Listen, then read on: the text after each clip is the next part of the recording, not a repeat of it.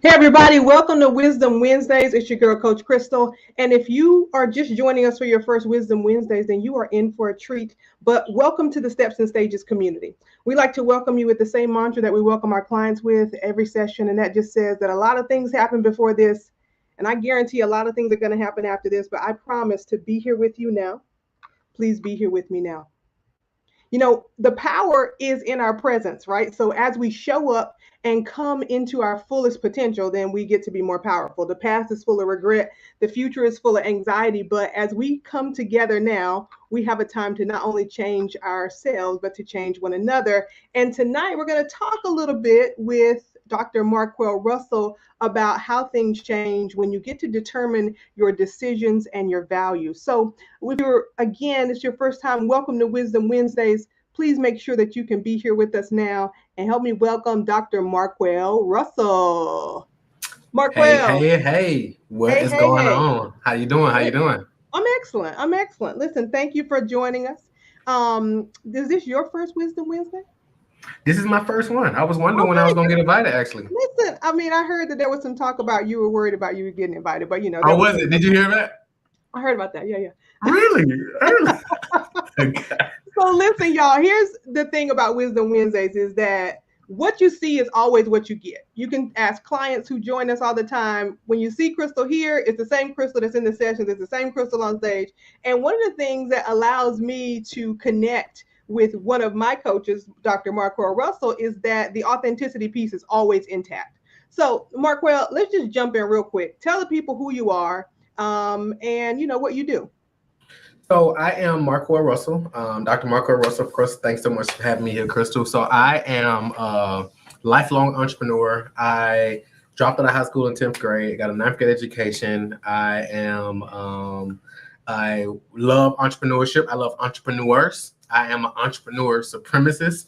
I am a husband, a father, and to date, we've helped our clients do over $1 billion in revenue. So what we do is we work with expert businesses who make money from their knowledge and expertise, coaches, consultants, authors, speakers who want to grow their business while actually working less. So typically, experts come to us when they want more clients and they want more profit and they want more freedom and they want more impact and they want to do it in a way where they can actually work less while making millions of dollars at the same time. So that's what we do. And that's what I do in short, right?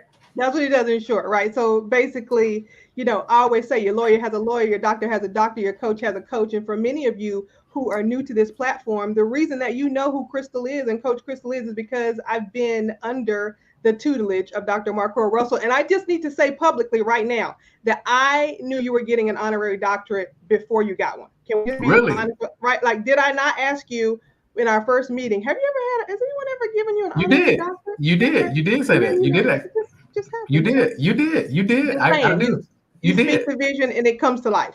That's So, true. Marquel, we've invited you here tonight to talk about decisions and values, right? Mhm. So, I think a lot of what entrepreneurs struggle with, and I consider artists as entrepreneurs too, with my background, creative people who make things out of their imagination.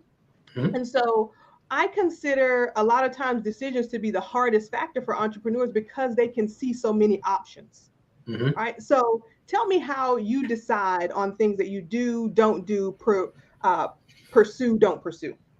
So, I mean, you're gonna love this. So I make my decisions are typically in alignment with the vision, right? So first and foremost, I'm clear on what the vision is, and then I make decisions based on, okay, is this decision in alignment with the vision, right? So for example, so let's say you got a vision to hit a certain weight goal or your certain body or whatever, right? Now you're like, okay, how you decide if you're going to eat this thing? You be like, okay, if I eat this, is this alignment with the vision, Yeah. right? You may let yourself off the hook and be like, well, no, one scoop of ice cream isn't going to hurt. It may not hurt, but is it in alignment with the vision, right? So is me doing this particular thing, is it in alignment with the vision? If it's not in alignment with the vision, it's a hard no. If it is in alignment with the vision, then it's typically a hard yes. Yeah. Yeah, that's great. Of course, I'm going to love that, right? Because we're always telling people that if you actually don't have a vision, you don't have a life, which is why I get offended when people call me a life coach. I can't coach the thing you don't have a vision for. It's very So true. here's the thing. When you make those decisions, what is there that you think about in terms of, because a lot of people think about decisions and cutting things away as losing. Yep. Can you talk about the opposite end of the spectrum in terms of making decisions as a gaining mechanism? Absolutely. So I look at decisions. I look at I look at the decision like, okay, I'm huge on momentum. That's one of my favorite words. So it's like, well, will this decision help me accelerate my momentum? So for example, if I'm considering hiring a coach, I don't necessarily look at cost, so to speak. I'm more so looking at based on the vision. Again, it goes back to the vision. Will this help me accelerate my momentum towards the vision? Because it's all about speed, right? So it's about, okay, based on where I'm looking to go, how can I close the gap of how I get there faster? So I'm always looking, okay, based on this decision, it's going to help me move faster. Now, also inaction, indecision is also a decision. So indecision, now you tie into opportunity cost. So by me not making this decision, it's costing me money and it's costing me momentum because of the exponential opportunity cost that comes with that. Yeah, I just want to make sure that everybody heard that, right? Like your delay cost you more money than your decision. So a lot of Absolutely. times we are taught to look at the what something costs first to see if we can afford it. But if Mm-hmm. you can't afford not to, then you're actually giving away time in your life. You never know when the opportunity is going to come back around. Right, absolutely. And often people don't really understand. A lot of times people are afraid to make the wrong decision. Mhm. Oftentimes, more often than not, a wrong decision is better than no decision. Because a no decision, not making a decision, you never know. You live with the regret of not knowing. Yeah. And that weight is heavy, right? Yeah, yeah. I mean, I think it goes back into this thing that I don't know if you and I have talked about this before, but people love to glamorize some of the terminology that we've gotten from self-care and mental health these days, right? So people like to name themselves as things as overthinkers, right? And we talked about Mm-hmm. this a little bit last week on Wisdom Wednesday, right? The overthinking keeps you in the same thought loop, whereas the decision takes you out of that loop. You get some data, you can make a better decision, but not making a decision to exit the loop keeps Mm-hmm. you stuck. 100%. Yeah. 100%. Dr. Russell, what are your core values? So my core values are family, freedom, integrity, um, growth. Mm-hmm. That's something I value hugely. So those are my top. So growth, freedom, family, integrity. Um, yeah. So those are the top ones off the top of my head. Yeah.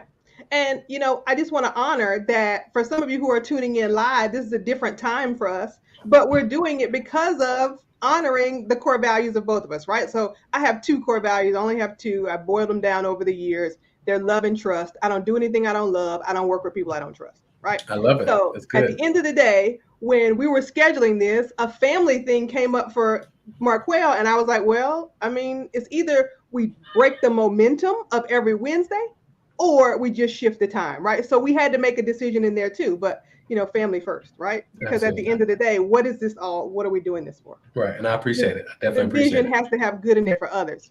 Okay, Marquel, if you had to say two things that have taught you the most about decision making over the years, what were they?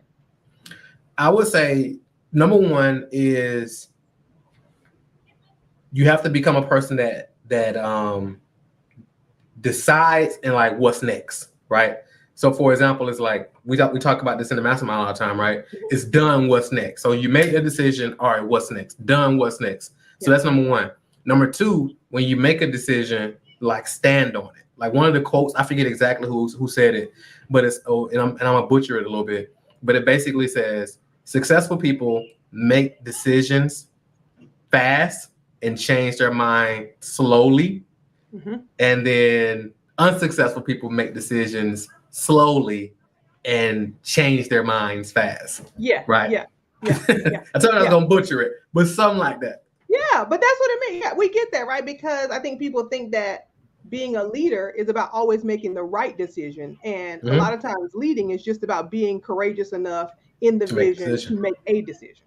100%. Yeah. That's the key. And most people won't make a decision. So it's kind of like, and now you're always, now you, it's kind of like you're sitting on this fence, and that's painful, right? So it's kind of like you're watching other people who just simply, a lot of times, the people we admire and the people we aspire to be like or whatever are just individuals that made a decision. Yeah. It's like they're not any more superhuman than we all are. They just made a decision and then they locked in on that decision. Yeah, yeah. Listen, we're just going to take a second to say that y'all watching have a decision to make. Vision Camp is on Saturday. The decision is for you to build a vision. Please don't tell yourself that I can't come to Vision Camp because I don't have a vision for my life yet. That's why you come. In That's why my we life go. as a dance professor, you know how many people have told me I can't take your class because I don't know how to dance? And I say, well, that's the point of taking the class. If you're struggling to complete the picture in your mind and create a vision for your life, Vision Camp is for you. Text CAMP to 877-663-7837, and we'll see you on Saturday. Listen, Absolutely. we're both addicted to growth. Yeah. Right. Which is, why you're my coach. But, I just want to check in real quick about how people might think that being yourself is not work. Right. But being your authentic self requires work. Right. Can you talk about a little bit of the work you've done to be yourself in all facets of your life? Absolutely, and I think it's more work now being your authentic self for many because we live in a world, an atmosphere of so many people who aren't their authentic selves, right? And it's almost become the norm to kind of be this online character, right? Yeah. So what I found is that when you a lot of the work that you got to do to become your authentic self is a lot of the inner work and like learning yourself, learning your history, a lot of that type of stuff, right? Because a lot of times, depending on where we grew up, we were taught to not be ourselves. So you've heard things like, fake it till you make it, or you've been told things like basically don't show emotion.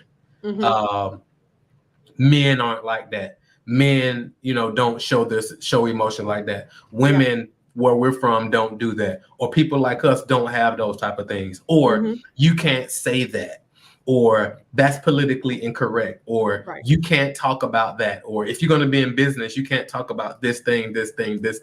So people like put all these limitations on us. So and we've been hearing that for so long. So now when you get to the point where you had this realization where now you got to like basically unlearn all of that stuff, and then you got to relearn like, who are you? Like, a lot of times people don't really stop and just be like, am I like myself, or have I become this thing that people have told me that I'm supposed to be?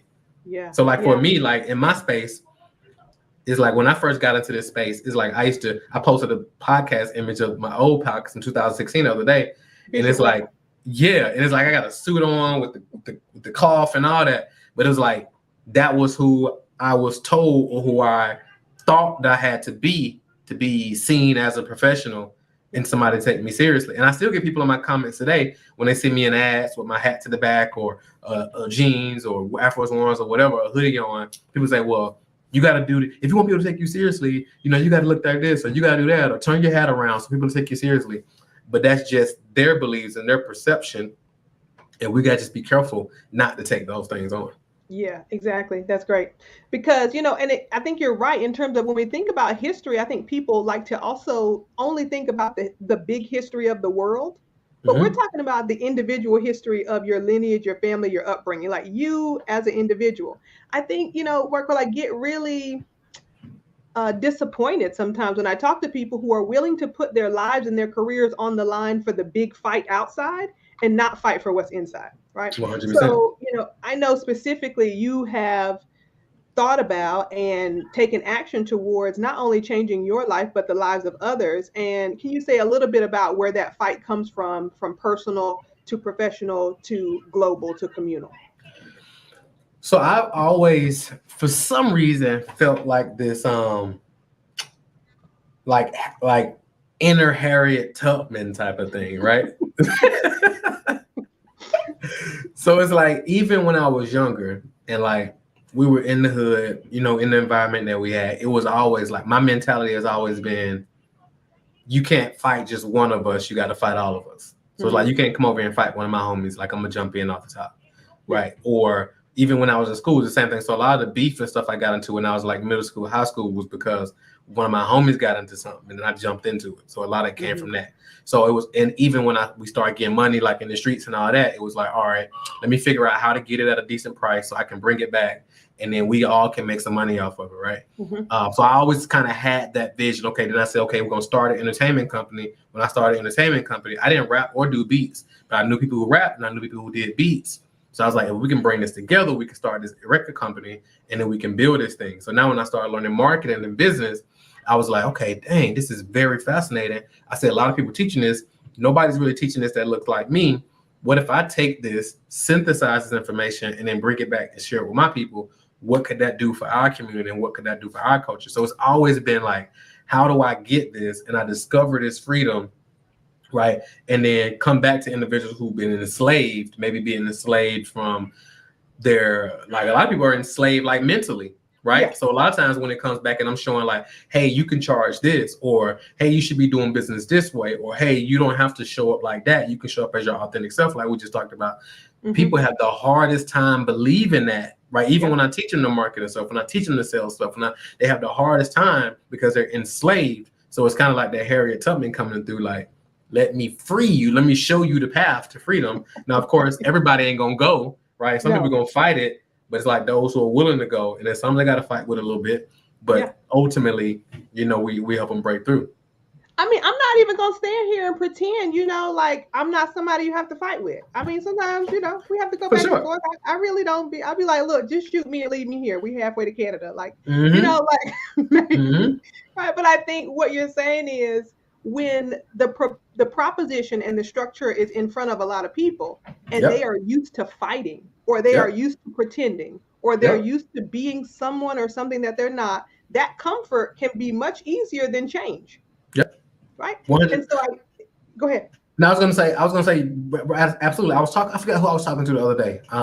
And basically we was talking about like we was actually talking about when slavery was emancipated, right? And we was talking about when slavery was over. Slaves who were freed slaves, they had got their freedom, but they actually went back to the plantations, but just because they didn't know how to function outside of slavery. So they would rather be slaves, right? And then you got some people, like when they were coming over from Africa, and some people was like, look, I'd rather be free and jump off this boat and just see what happens. And then some was like, you know what, I'm gonna just ride it out and just be enslaved. So it's kind of like, it's a choice. You go back to those decisions. Right. So, you know, choosing, I think people think of it as big choices, big impact, big success, big failure, right? And so at Steps and Stages, we're always trying to combat that narrative that it's just like you said, well, are you going to eat the scoop of ice cream or not? Every small decision leads to the person you're becoming. So when you think about small decisions, large decisions, what are a couple things you decided early on, right, on your way to being, you know, the king of client attraction? So one of the things that I decided early on is that I'm gonna be the best at this, right? I'm gonna be the best at this. So I'm committed to being the best. So I'm willing to put up my last, right? I'm willing to bet I'm willing to bet on me 100%. So those are the things that I immediately, and I also committed that I was going to persist until I succeed. So I was all in, regardless of what it may look like right now, but just continuing to plant those seeds, nurture those seeds, and then to just get better every day. And then while doing that, I committed to like teaching what I was learning along the way to show other people what was possible as well.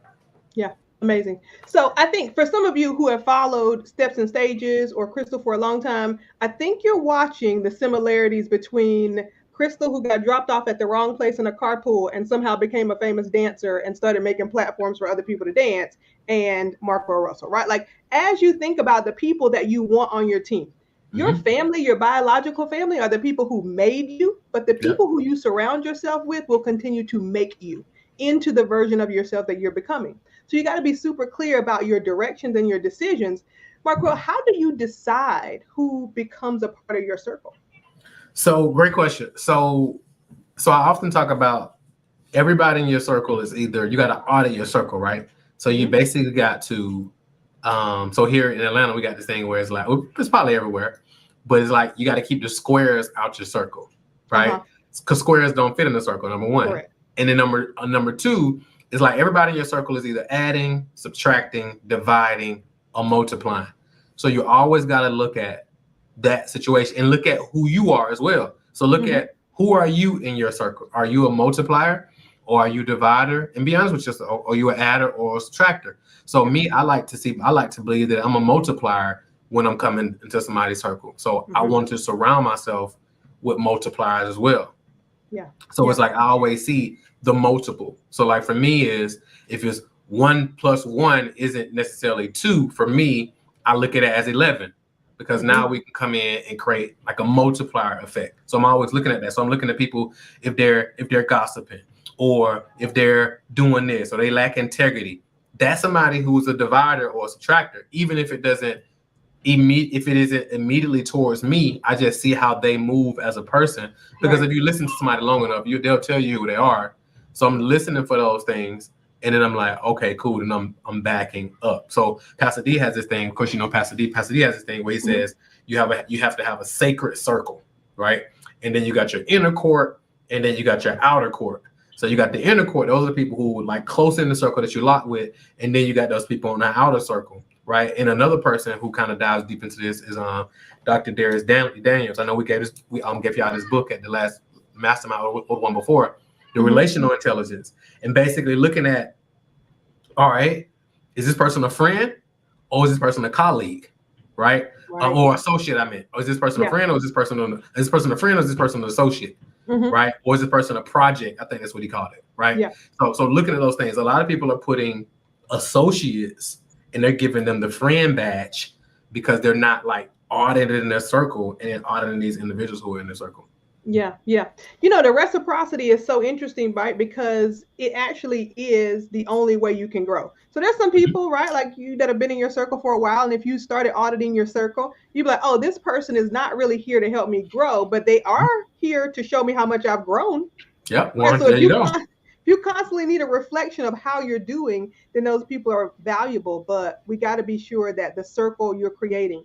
Here at Steps and Stages, we believe in confidence, clarity, and community, right? You have to build confidence in your vision. You need clarity of that vision to take the next step, and you need community around you to hold you up while you're doing that, because you may not have that strong circle intact. You may be in a square yourself. Right? You might need to really kind of reevaluate. When you're thinking about growth, Marquel, on a personal and professional level, where do you look for your gaps? So I look for, I look at data. So I'm looking at the data and seeing, okay, what kind of gaps do I present? And I also look externally. So I look, when I say externally, I look more so of people who can see my blind spots. Yeah. So I'm always hanging around dope people. So like even you, so like I know you mentioned that I'm your coach. However, I learned just as much from you, because like you point out things that I don't necessarily see. So for example, I'll just give her like a specific example. You was like, hey, I think we need to have a table of contents because of this, right? Like the professor and me was coming out, right. And there was a blind spot. So it was like, okay, cool. So we worked through it, and then I didn't do it and like, okay, this is what I think it is. Did an example and I sent it to you, and I was like, hey, is this kind of what you had in mind? And you was like, yeah, that's it. And we're like, okay, great. So then we went ahead and finalized it. So I'm always looking at like, what don't I see? So I even hired a therapist specifically. Like when we first started working together, he was like, what do you want to work on specifically? And I was like, well, I don't know really. I was like, I just want you to be able to see my blind spots if I don't see it. And I'm always hiring coaches for that as well. So people see me as the marketing guy, the business guy, but I also got marketing and business coaches as well, because they see the things I had to call one of them today for like 2 hours, and he was laying out stuff that was kind of obvious after you pointed them out, but it was also things that I didn't see, things that we can immediately go implement on. Yeah, that's good, right? Because you can't see everything. I think one of the things that people may miss out on in the analogy that we're always talking about in terms of circles, and you know, my dance people are going to get this automatically, right? The cipher is not just in hip hop. The cipher comes from indigenous West African culture called the Bantaba, right? And it means that if we're standing in a circle, then someone can always see your back. Someone can always see what's happening to you, for you, coming at you, and they can address that immediately when it's not in your particular view. Right. So I know that you have a team of people that you can see multiple perspectives on your business simultaneously.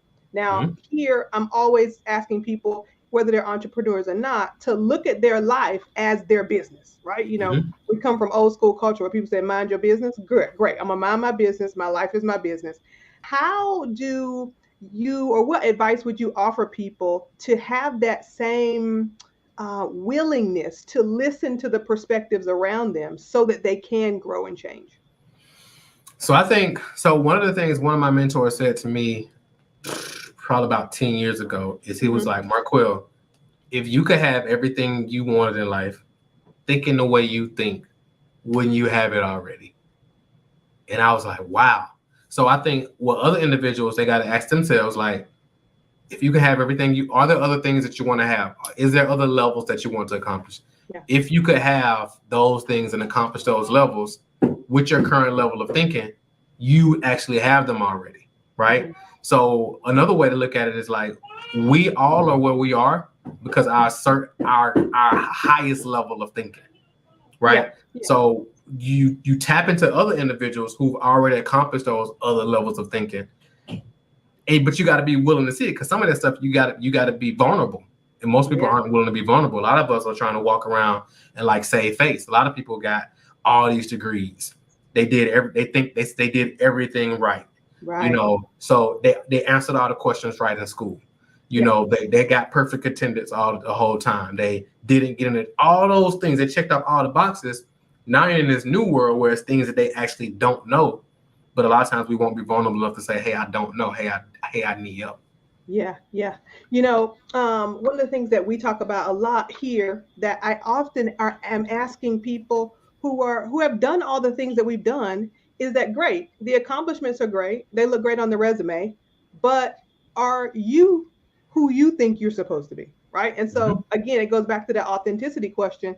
All the degrees can just sometimes be armor for the Yep. world to keep you from having to be vulnerable. So our one of our guiding quotes in our community this year is by Pico Eiler, right? You're only as strong as your readiness to surrender. And being ready to surrender means being open to learn, getting and gathering feedback, Mhm.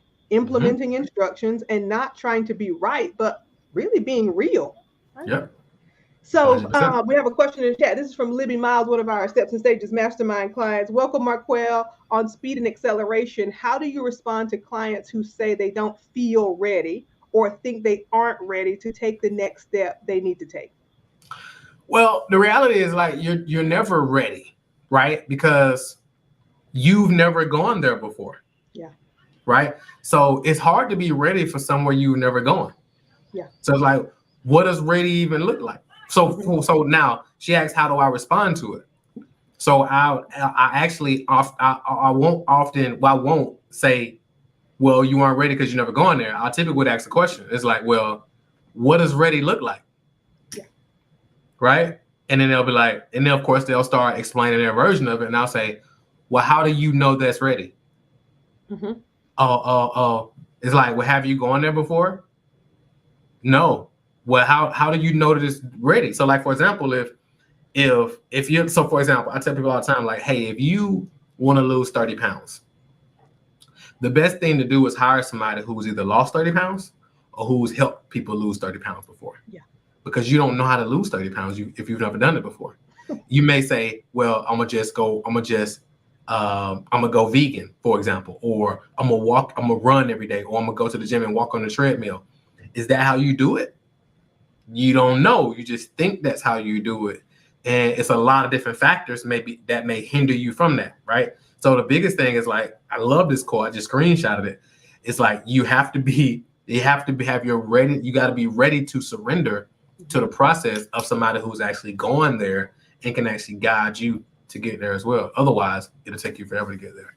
Yeah, yeah. When I became a part of your community, I think, and I think this is twofold, y'all. Part of making decisions and honoring your core values is about trusting your intuition.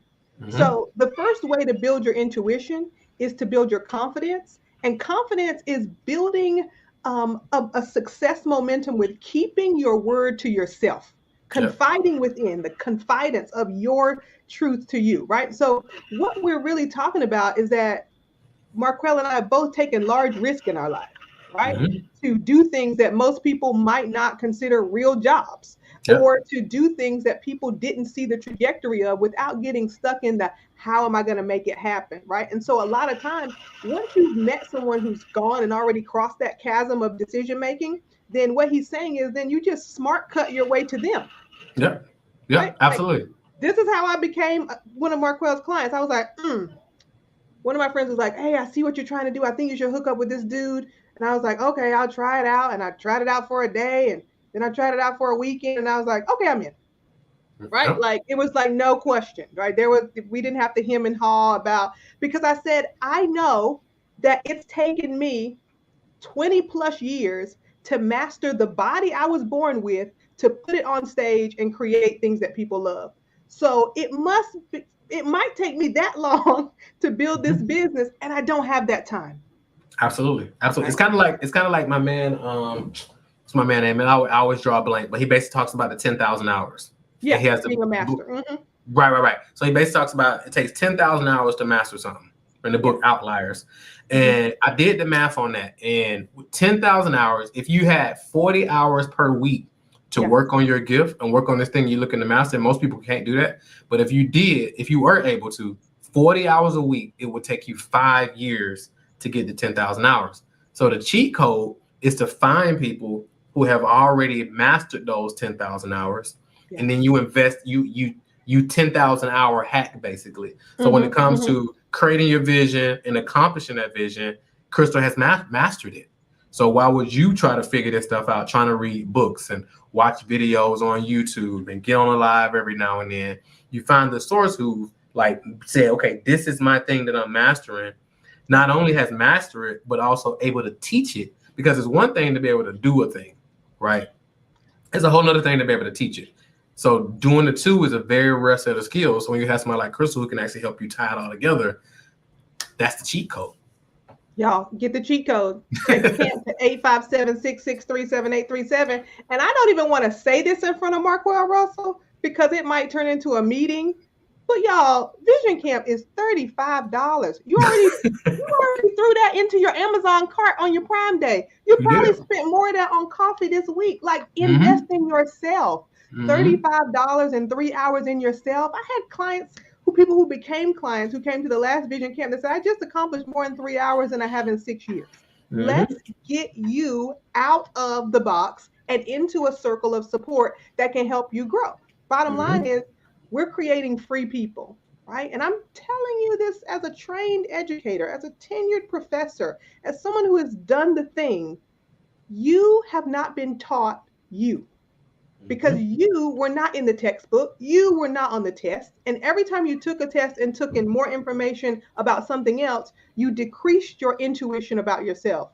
We got to Mm-hmm. raise the bar on intuition and integrate that with our emotional intelligence to make the next steps that actually create true freedom. So Mm-hmm. I got a little soapbox there So are about you so are you so are you saying that you educationally we've been talked out of our intuition? yes, sir.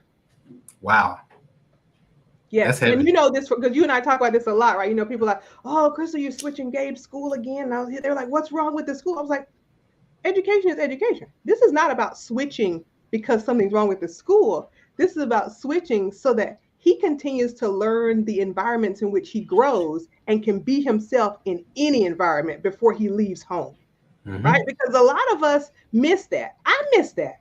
Some of Mm-hmm. y'all know, like I was like the, fly in a bowl of milk since second grade, right? And now I live in one of the whitest states in the country. Like that became my normal because that's how I learned to be authentic in a room that didn't look like me. But Mm-hmm. it doesn't mean that that's not me, Mm-hmm.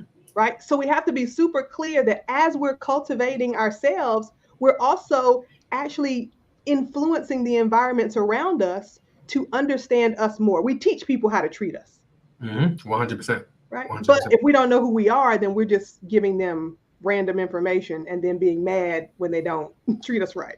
It's Right. true. It's so true. Yeah, It's so true. all former teachers agree. Thank you, Libby. Yes, right. So, Marquel, we don't want to keep you. I know you have some things to get to tonight, but the idea of decision and value also come with the establishment of value.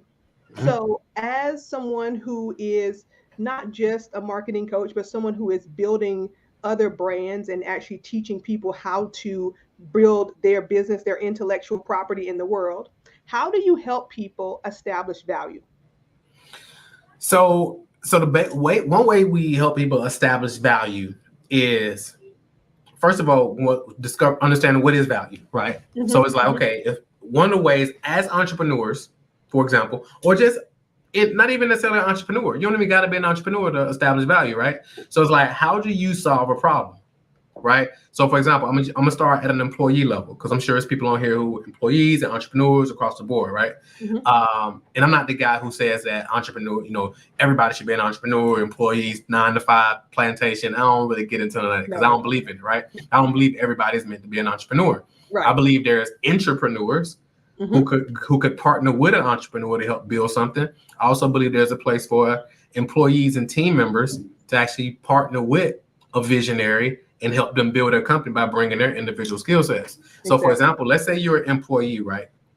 Or let's take a step back even further. Let's say you're a college student coming out of college right now, or about to come out of college, and you're like, okay, how do I go find a job or start a career in the area that I want to work in? So, for example, based on your vision, right, that Crystal will help you with, where do you see yourself going into? And then you ask yourself, okay, how do I add value to that company? So what do I mean? So what problem can I solve for that company? What holes do I see? And then how can you come in and patch those holes? So a lot of times people make a huge mistake. Let's say they're an employee working for a company and they're like, well, I've been here 3 years, 4 years, 5 years. I think it's time for a raise. And they're basing that raise just based on how long they've been there. Mm-hmm. Not saying they're not valuable or haven't been valuable, but how have you increased your value to the company over those 4 or 5 years? Have you start asking, can you get cross-trained in other areas? Or have you just got comfortable with being there just in time to clock in and then clocking out right on time? Or have you been doing your shifts? Or have you been coming there early and saying, okay, how can I get cross-trained on this? Or have you been there and then afterward you're staying and saying, okay, how can I get better? Or even have you been asking your managers or your supervisors, like, how can I get better? How can I add more value to the company? That's questions that people typically don't ask. They'll ask for a raise, but they typically don't ask, hey, how can I add more value to the company to better position myself for a raise? Yeah, right? That's a better question. That's a question of value creation, right? That's how we make money in the world, by creating more value. So, for example, some people say, so I personally believe that all teachers, preschool, kindergarten, I don't care, should make a minimum of $100,000 a year, minimum, and they should be tax exempt. Because oftentimes teachers be with our kids more than we do during the school year, right? So and they have a huge impact on the kids. So, but unfortunately, they only can deal with 20 to 30 students per year. Yeah. Right. 20, and I guess if they got a co-teacher, maybe 30, but typically I think it's about 20 if I'm not mistaken. Now, some people will say, well, how does an NBA player make more than a teacher? Right. Well, because they add more value. Not saying that what they do is more valuable than the teacher, but this teacher can only serve 20 people a year. This basketball player serves millions of people a year. Yeah. Right. So you basically just asking yourself, okay, how do I add more value? How do I solve more problems? You may say, well, what problem is this basketball player solving? Well, he's solving a lot of problems. Number one, he's solving the problem of people want to be entertained, right? Yeah. That's a big market in itself. He's solving the problem of people who want to have advertisement. That's a big thing, right? So you just ask yourself, okay, how do I add more value? How do I add more value? The last thing I'll say about this, Jim Rohn has this quote where he says, he talks about the person who makes $40 an hour and the person that makes $4 an hour. Or let's use the $40 an hour person. Yeah. So you say that person may make $4 an hour, and they'll say, all right, I want to make more money. Well, they say, okay, well, you're settling for the $4 an hour. Can you become 10 times more valuable to that hour? Because he basically says you don't get paid for the hour, you get paid based on the value you bring to that hour. So that $40 that person is paying you, that's because that's what they feel like the value that you bring to that hour. How can you become 10 times more valuable to that hour? How can you become 1,000 times more valuable to that hour? And that's how you get the exponential increases. And just like a business owner, it's like based on what you sell as a business owner, what value do you provide? What problems are you solving? And of course, that's going to dictate how many people you serve, and the amount of people you serve or the level of the person you serve is going to dictate like how much you make from a business standpoint. Does that answer your question? Yeah, I think that's great. I hope people were listening, right? It's not about the value that the market has already established. It's about the value you're bringing to the market. Yep. Right? So one of my mentors said this years ago when I first came into this world. He was like, the amount of money you make is totally determined by the amount of value that you provide to the marketplace. And it didn't click for me immediately because he was basically like, create content every day, teach people. That's adding value. You're not necessarily making money directly by creating by teaching people in your free content, but you're adding value to the marketplace. And money is attracted to value. So when you're creating value for people, you automatically attract money. So for example, with my kids, if my kids ask me for some money, I automatically say, you're asking the wrong question. The question to ask is, what kind of problem can I ask yourself, or ask me, what kind of problem is it that you can solve? Yeah. Right. And then by you solving this problem, now you've created value, and now you basically dictated how much money you make. Exactly. And I think again, going back to the systems that we've been enculturated to believe in more than our intuition, we think, oh, let me Google how much the average salary for this job is, and let me ask for that, right? Rather than saying, let me tell you what I bring to the table, right? We're not going to get into what women bring to the table, y'all. This is not that podcast, right? Yeah. But like what we bring to the table, but also understanding transferable skills, right? Like for many of you who have followed my career from artist to educator to coach, right? It's the same skill, right? The imagination of vision, the work of bringing vision to the forefront, the performance of vision to make it reality for other people and allow them to be a part of it. These are all the same structures. And the education piece just allows me to break it down into bite-sized chunks so that I'm not one of those coaches where you show up and I want to give you just enough information to be confused, so you call me back. That's not what we do here, right? This is about tactile learning. So again, tonight, if you don't take away anything else, it's 1, get your ticket to Vision Camp, ssvisioncamp.com. 2, bring your core values into your day-to-day living. 3, assess all the content of your life. Find the valuable benchmarks where you have created transformation in your life and the life of others, and make that your zone of genius. Everyone can operate in their zone of genius 40 hours a week, like Marquel said. But if there's someone who can help you accelerate that 40 hours equals 5 years of growth into maybe a 3-hour workshop on Saturday or a client-based relationship, invest in that person so that they can invest in you, right? It is way more than you're going to get on any stock exchange or high yield savings account, right? 100%. Save for you. So Marquel, any last words? We want to thank you first for coming, for making the time. My pleasure. Last words for the Steps and Stages audience? I would say right now, ladies and gentlemen, we live in the best time in the history of the world to be alive. Never in a million years have we had this opportunity. Like, we're on StreamYard right now, right? In real-time video. I'm in Atlanta. Coach Crystal is in Vermont. I mean, it's just crazy. And you all are on here from all over the world. Think about it, y'all. We look at our ancestors, right? When I think about ancestors, I think of the Madam T.J. Walkers, the A.G. Gastons, the Marcus Garveys. We look at those individuals and what they built, right? Madam T.J. Walker, she had hair issues, and she was like, she fixed that for herself.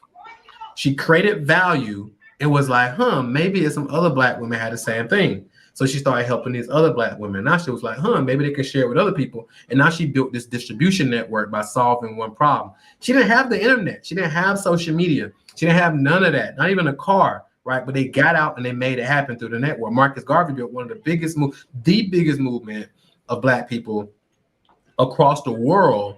No social media, no StreamYard, no Zoom, no texting, no Wi-Fi. So it's like, what excuse do we have? We just got to make the decision, create the vision, which of course you're going to get done at Vision Camp when you show up. And then you got to make the decision to be at Vision Camp. And then once you get the Vision Camp and Crystal helps you with that process, now you got to make the decision to go to the next level and then implement what you get. So we live in the best time in the history of the world. However, you got to decide if you're going to take advantage of it or if you're going to let it pass by you and you look back and say, I live during the greatest time in the history of the world, but because I wasn't decisive, now I don't have the life that I could have had. Or your story can be, I lived through the greatest time in the history of the world, and I was decisive.